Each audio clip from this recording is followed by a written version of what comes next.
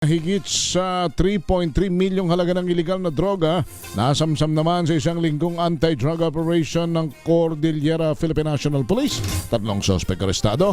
RH41, Romy Gonzalez. Romeo! Umani ng tagumpay ang sanlinggong anti-drug operations ng Cordillera PNP. Ito matapos masamsam ang higit 3.3 milyong pisong halaga ng iligal na droga at naaresto naman ang tatlong drug personalities sa lalawigan ng Benguet at Ifugao.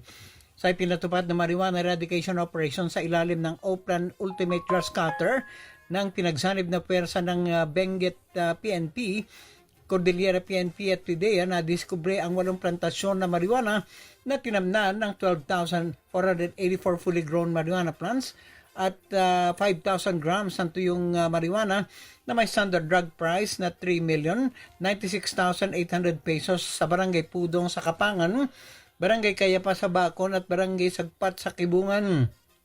Lahat ng nadiskubring kontrabando ay winasak sa mismong lugar ng operasyon.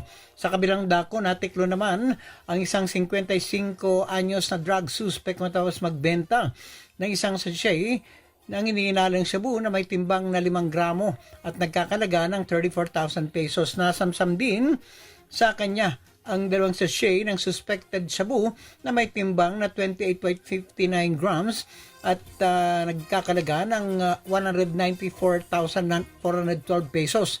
Sa Ifugao, natimbog naman ang 2 kalalakihan, edad 38 at 45 sa barangay Mabato-Bato sa bayan ng Lamot, Ifugao matapos magbenta ng isang sachet ng shabu na nagkakalaga ng 3,196 pesos.